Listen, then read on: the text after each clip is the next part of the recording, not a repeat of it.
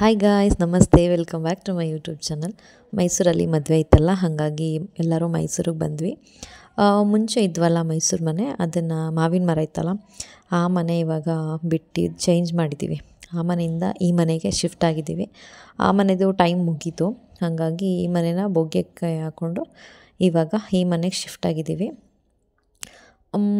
ನೀನು ಹತ್ತತ್ರ 1 ಮಂತ್ ಆಯಿತು ಅನಿಸುತ್ತೆ. ನಾನು ಇಲ್ಲೇ ಇದ್ದೆ ಆ ಟೈಮಲ್ಲಿ, ಹಾಗಾಗಿ ನಾನು ಹೋಗಿರಲಿಲ್ಲ. ನನಗೂ ಇದು ಫಸ್ಟ್ ಟೈಮ್, ನಾನು ಮನೆಗೂ ನೋಡಿರಲಿಲ್ಲ. ಹಾಗಾಗಿ ಒಂದು ಕಡೆಯಿಂದ ಬಂದ ತಕ್ಷಣ ಮನೆಯೆಲ್ಲ ನೋಡಿಕೊಂಡು ಬಂದೆ. ಸೊ ಇದು ಆ್ಯಕ್ಚುಲಿ ಮೇಯ್ನ್ ರೋಡಲ್ಲೇ ಇರೋದ್ರಿಂದ ತುಂಬ ಸೌಂಡ್ ಬರುತ್ತೆ. ಡೋರ್ ಹಾಕಿದ್ರೆ ಸೌಂಡ್ ಬರಲ್ಲ, ಬಟ್ ಡೋರ್ ಓಪನ್ ಆದರೆ ತುಂಬ ಸೌಂಡ್ ಬರುತ್ತೆ ಮತ್ತು ಫುಲ್ಲು ಧೂಳು. ಬಟ್ ಹಾಲೆಲ್ಲ ಚೆನ್ನಾಗಿದೆ, ವಿಶಾಲವಾಗಿದೆ, ದೊಡ್ಡದಾಗಿದೆ, ತುಂಬ ಜನ ಮಲ್ಕೊಬೋದು. ಬಟ್ ಆದ್ರೂ ನಾನು ಆ ಹಳೆ ಮನೆ ಮಾವಿನ ಮರ ಮಾತ್ರ ತುಂಬ ಮಿಸ್ ಮಾಡ್ಕೊತೀನಿ. ಬೇಜಾರಾದಾಗ ಒಂದು ಸ್ವಲ್ಪ ಹೊತ್ತು ಬಂದು ಆಚೆ ಕೂತ್ಕೊಬೋದಿತ್ತು.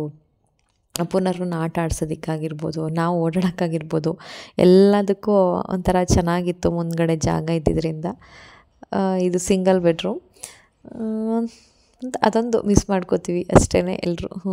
ನನಗಂತೂ ಅದೇನೋ ಗೊತ್ತಿಲ್ಲ, ಆ ಒಂದು ಮಾವಿನ ಮರ, ಆ ಮಾವಿನ ಮರದ ನೆರಳು ಅದೊಂಥರ ಇಷ್ಟ ಆಗ್ತಿತ್ತು. ಆ ವಾತಾವರಣವೇ ಒಂಥರ ಚೆನ್ನಾಗಿರ್ತಿತ್ತು. ಗಿಳಿಗಳೆಲ್ಲ ಬರ್ತಾಯಿದ್ವು ಮಾವಿನಕಾಯಿ ಬಿಟ್ಟಿರೋ ಟೈಮಲ್ಲಿ, ಅಳಿಲು ಬರೋದು. ಸೊ ಅದೊಂಥರ ಚೆನ್ನಾಗಿತ್ತು.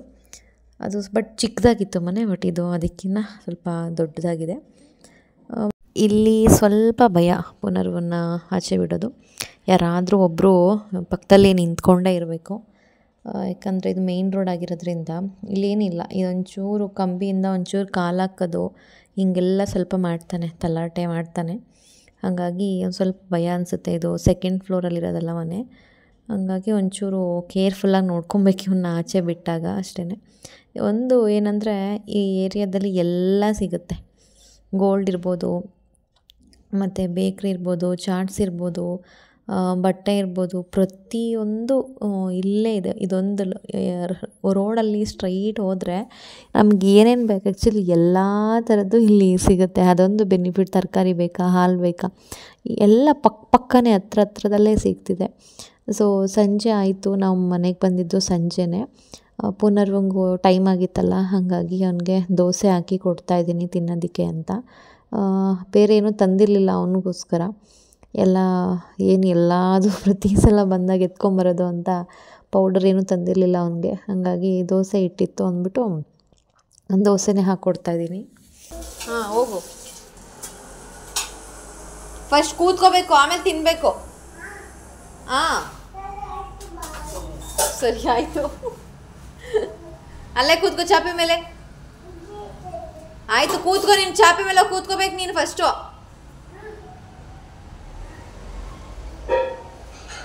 ಸಿಡ, ಯಾರು ಚೆಲ್ಲಿದ್ದು ಇಲ್ಲಿ ಜಿಯನ?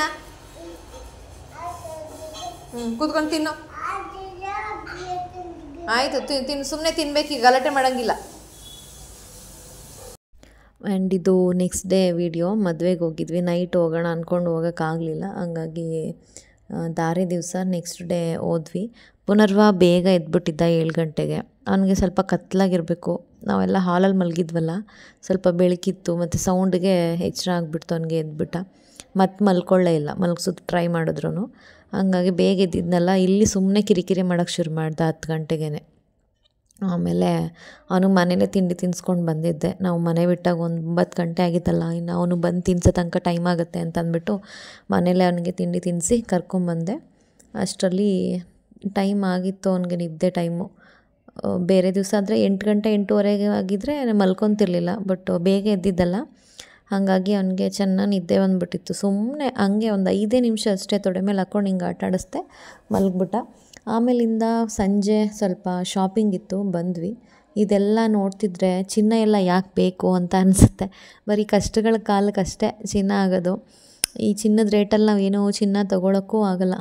ಹಂಗಾಗಿ ಈ ಥರದ್ದೇ ಬೆಸ್ಟ್ ಅಂತ ಅನಿಸುತ್ತೆ. ಒಂದು 5,000 ತೊಗೊಂಡೋದ್ರೆ ಫುಲ್ ಸೆಟ್ಟೇ ತಂದುಬಿಡ್ಬೋದು ಮನೆಗೆ.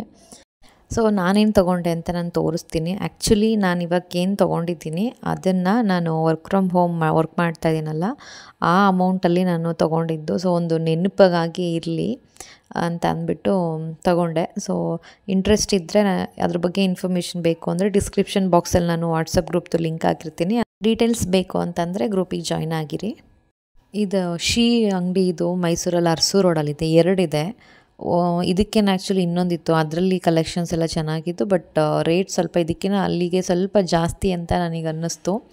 ಆ್ಯಂಡ್ ಕಲೆಕ್ಷನ್ಸ್ ಎಲ್ಲ ಸಕ್ಕತ್ತಾಗಿದೆ. ಏನೇನು ತೊಗೊಂಡೆ ಅಂತ ನಾನು ನಿಮಗೆ ನೆಕ್ಸ್ಟು ವೀಡಿಯೋದಲ್ಲಿ ತೋರಿಸ್ತೀನಿ. ಆಮೇಲಿಂದ ಮೈಸೂರಲ್ಲಿ ಸ್ಟ್ರೀಟ್ ಶಾಪಿಂಗ್ ಮಾಡೋದೇ ಒಂಥರ ಚೆಂದ ಅಂತ ಅನಿಸುತ್ತೆ. ನನಗೆ ಡೈಲಿ ಯೂಸಿಗೆ ಪ್ಯಾಂಟ್ ಇರಲಿಲ್ಲ. ಅವತ್ತು ಲಾಸ್ಟ್ ಟೈಮ್ ವಿಶಾಲ್ ಮಾರ್ಟಲ್ಲಿ ಹುಡುಕ್ತೆ ಸಿಗಲಿಲ್ಲ, ಹಾಗಾಗಿ ಇಲ್ಲೇ ನೋಡೋಣ ಅಂತ ಅಂದ್ಬಿಟ್ಟು ಬಂದೆ. ಆಮೇಲೆ ಮೈಸೂರಲ್ಲೂ ನೋಡಿದೆ ವಿಶಾಲ್ ಮಾರ್ಟಲ್ಲಿ, ಒಂದೇ ಒಂದು ಸಿಕ್ಕಿದ್ದು. ಇನ್ನು ಒಂದೇ ಒಂದಕ್ಕೆ ಯಾರಪ್ಪ ಅಷ್ಟು ದೂರ ಕ್ಯೂ ನಿಲ್ಲೋರು ಅಂತಂದ್ಬಿಟ್ಟು ಅದನ್ನಲ್ಲೇ ಇಟ್ಬಿಟ್ಟು ವಾಪಸ್ ಬಂದೆ. ಆಮೇಲೆ ಇಲ್ಲೇ ಹೊರಗಡೆ ತೊಗೊಂಡ್ರಾಯ್ತು ಅಂತಂದ್ಬಿಟ್ಟು ಹೊರಗಡೆ ತೊಗೊಂಡೆ. ಆಮೇಲಿಂದ ಮತ್ತೆ ಸಂಜೆ ಎಲ್ಲರೂ ಇದ್ವಲ್ಲ, ಹಾಗಾಗಿ ವಡೆ ಮತ್ತು ಟೀ ಎಲ್ಲ ಕುಡಿತಾಯಿದ್ರು. ಏನು ಟೀ ಕುಡಿಯಲ್ವಲ್ಲ, ವಡೆ ತಿಂದ್ಕೊಂಡು ಕೂತಿದ್ವಿ. ಇವರೆಲ್ಲ ವರ್ಕ್ ಫ್ರಮ್ ಹೋಮ್ದು ಹೇಳಿದಾಗ ಏನು ವರ್ಕು ಅಂತ ಕಮೆಂಟ್ ಮಾಡ್ತಿರ್ತೀರ. ಸೊ ನಿಮಗೆ ಡೀಟೇಲ್ಸ್ ಬೇಕು ಅಂತಂದರೆ ಗ್ರೂಪಿಗೆ ಜಾಯ್ನ್ ಆಗಿ ಅವರೇ ಕಾಲ್ ಮಾಡಿ ನಿಮಗೆ ಇನ್ಫಾರ್ಮೇಷನ್ ಕೊಡ್ತಾರೆ.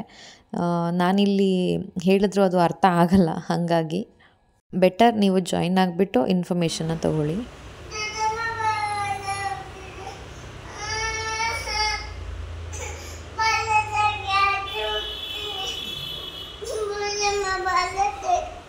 ಬಾಗಿಲು ತೆಗೆದ್ರೆ ಏನು ಮಾಡ್ತೀಯಾ ಹೇಳು, ಏನು ಮಾಡ್ತೀಯಾ?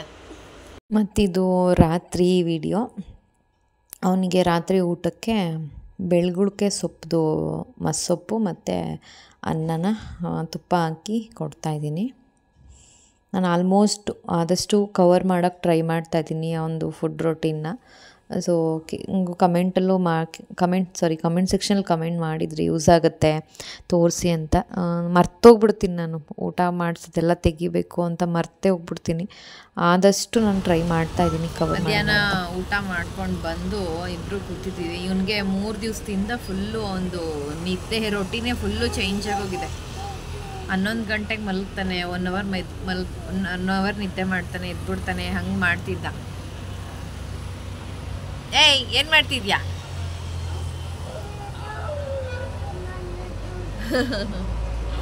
ಸೊ ಇವತ್ತು ಒಳ್ಳೆ ಚೆನ್ನಾಗಿ ನಿದ್ದೆ ಮಾಡ್ದ. ಇಲ್ಲಿ ಫುಲ್ಲು ರೋಡ್ ಸೈಡ್ ಆಗಿರೋದ್ರಿಂದ ಫುಲ್ಲು ಸೌಂಡು. ನನ್ನ ವಾಯ್ಸ್ ಕೇಳಿಸ್ತಿದ್ದೋ ಇಲ್ಲೋ ಗೊತ್ತಿಲ್ಲ. ಈಗ ಊಟ ಮಾಡ್ಕೊಬಂದು ಆಟ ಆಡ್ತಾ ಇದ್ದಾನೆ. ಆಮೇಲೆ ಮತ್ತೆ ಸಂಜೆ ಆಚೆ ಹೋಗಿ ಬರೋಣ ಅಂತಂದ್ಬಿಟ್ಟು ಬಂದ್ವಿ. ದೊಡ್ಡಮ್ಮ ಸೀರೆ ತಗೋಬೇಕಿತ್ತು. ಸೊ ಮನೆ ಎದುರುಗಡೆನೇ ಸೀರೆ ಅಂಗಡಿ ಇತ್ತು, ಅಲ್ಲಿಗೆ ಬಂದ್ವಿ. ಅಷ್ಟು ದೂರ ಮತ್ತೆ ಯಾರು ಹೋಗೋರಲ್ವ, ಹತ್ರನೇ ಇತ್ತಲ್ಲ ಅಂಗಡಿ ಅಂತಂದ್ಬಿಟ್ಟು ಇಲ್ಲಿಗೆ ಬಂದ್ವಿ. ಅವರು ಸೀರೆ ನೋಡ್ತಾಯಿದ್ರು. ಮತ್ತು ಹಂಗೆ ಹೋಗಿ ಒಂದು ಚಾಟ್ಸ್ ಐಟಮ್ ಎಲ್ಲ ಒಂದಷ್ಟು ತಿಂದ್ಕೊಂಡು ಆಮೇಲೆ ಸೀರೆ ಅಂಗಡಿಗೆ ಬಂದ್ವಿ ನೋಡೋಣ ಅಂತ. ನಾನು ನಿನ್ನೆ ಸಿಟಿಗೆ ಹೋಗಿದ್ದಾಗ ಮರ್ತೋಗ್ಬಿಟ್ಟೆ. ಅದಾದಮೇಲೆ ನನಗೂ ಇನ್ನೊಂದು 2-3 ಐಟಮ್ಸ್ ಎಲ್ಲ ಬೇಕಿತ್ತು, ಅದೆಲ್ಲ ಮರ್ತ್ಕೊಂಡ್ಬಿಟ್ಟೆ ನಾನು. ಆಮೇಲೆ ನೆನಪಾಗುತ್ತೆ. ಮತ್ತು ಅಲ್ಲಿಂದ ಸಿಲ್ವರ್ ಶಾಪಿಗೆ ಬಂದ್ವಿ. ನಾನೊಂದು ನೋಸ್ ರಿಂಗ್ ತೊಗೊಂಡು, ಅಂದರೆ ಮೂಗ್ಪೊಟ್ಟು ತೊಗೊಳ್ಳೋಣ ಅಂತ ಅಂದ್ಬಿಟ್ಟು ಬಂದೆ. ಒಂದು ಅಂಗಡಿಗೆ ಬಂದೆ, ಅಲ್ಲಿ ಇರಲಿಲ್ಲ, ಬರೀ ಒಂದೇ ಒಂದು ಡಿಸೈನ್ ಇತ್ತು ಅಷ್ಟೇ. ಸೊ ಬೇರೆ ಅಂಗಡಿಲಿ ನೋಡೋಣ ಅಂತಂದ್ಬಿಟ್ಟು ನೆಕ್ಸ್ಟು ಇನ್ನೊಂದು ಅಂಗಡಿಗೆ ಹೋದ್ವಿ. ಅಲ್ಲಿ ಸಿಕ್ತು, ಬಟ್ ನಾನು ಎಕ್ಸ್ಪೆಕ್ಟ್ ಮಾಡಿದ ರೇಂಜಿಗೆ ಸಿಗಲಿಲ್ಲ.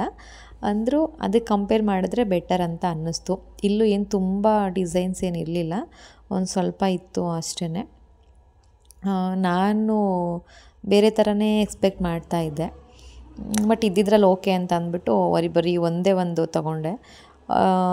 ಮುಂಚೆ ಹಾಕ್ಕೊಂಡಿದ್ದು ಮುದ್ದೆ ಹೋಯ್ತು ಅದು ನನಗೆ ಯಾಕೋ ಮೂಗ್ಬಿಟ್ಟು ಸರಿಯಾಗಿ ಬಾಳ್ಕೆನೇ ಬರಲ್ಲ. ಸೊ ಈಗ ಒಂದು ಚೆನ್ನಾಗಿರೋದು ತೊಗೋಬೇಕು ಅಂತಂದರೆ ಗೋಲ್ಡಲ್ಲೇ ತೊಗೋತೀನಿ ಅಂತಂದ್ರು ನನಗೆ ಎರಡಿಲ್ಲ ಅಂದರೆ 2-2.5 ಸಾವಿರ ಬೇಕು, ಚೆನ್ನಾಗಿರೋದು ಬೇಕು ಅಂದರೆ. ಅದಕ್ಕೆ ಇನ್ನು ಯಾರು ಗೋಲ್ಡ್ಗೆ ಅಷ್ಟೆಲ್ಲ ಇನ್ವೆಸ್ಟ್ ಮಾಡ್ತಾರೆ ಅಂತ ಅಂದ್ಬಿಟ್ಟು ಸಿಲ್ವರಲ್ಲೇ ನೋಡೋಣ ಅಂತ ಅಂದ್ಕೊಂಡು ನಾನು ಕರ್ಕೊಂಬಂದೆ. ಹಂಗೆ ಕರ್ಕೊಂಬಂದಿದ್ದು ನಾನು, ಬಟ್ ನನಗಿಂತ ಜಾಸ್ತಿ ಶಾಪಿಂಗ್ ಮಾಡಿದ್ದು ಅವರಿಬ್ಬರು.